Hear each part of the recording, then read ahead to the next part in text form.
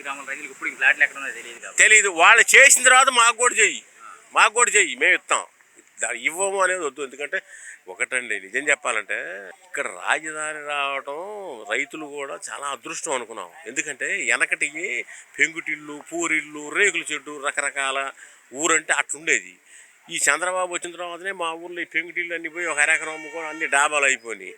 పోతే మనం టీవీల్లోనో లేకపోతే ఆడికన్నా పోయి చూస్తే రోడ్డు చక్కగా మధ్యలో డివైడరు అటు ఒక 3 లైన్లు ఇటు ఒక 3 లైన్లు చూస్తుంటే అబ్బా ఏముందరా ఈ రోడ్ల మీద పోతుంటే అనిపించుద్ది. ఇప్పుడు రాజధాని కట్టడం అంటే చంద్రబాబు రోడ్డు ఎంత ఎడల్పను పెట్టుకో ఏదైనా డెవలప్ చేస్తే కొత్తగా రాజధాని చాలా అందమైంది కట్టుకోవడానికి వీలుంటుంది. మనం కొత్తగా బిల్డింగ్ కట్టుకుంటే కనుక వాస్తు ప్రకారం అన్ని ఆ సమస్యలు మొత్తం మనం బయటికి పోకుండా ఇంట్లో నేర్చేట బాత్రూమ్ ఎట్లా కట్టుకుంటామో అట్లా కట్టుకోవటానికి అందంగా ఉండటానికి మరి గ్యారంటీ అందమైన రాజధాని వచ్చింది. ఇక్కడ కొత్తగా కడుతున్నాడు కాబట్టి వంపులు గింపులు ఏమి ఉండవు. అన్ని సౌకర్యాలు, కరెంటు అండర్లైన్, నీరు అండర్లైన్, గ్యాస్ అండర్లైన్, చెట్లు, పచ్చదనం, గీచదనం మొత్తం వచ్చింది. కానీ ఈ మధ్యలో మరి ఏం జరుగుతుందో ఈ దౌర్భాగ్యులు ఇటు నారాయణ లాంటి వాళ్ళు అజిబిట్ చేసి ఇటు రైతులకి ఇబ్బంది పెడుతున్నారు, అటు చంద్రబాబుని ఇబ్బంది పెడుతున్నారు. మేము చంద్రబాబుని మాట అనలేని మనుషులు ఇలా అనాల్సి వస్తుంది.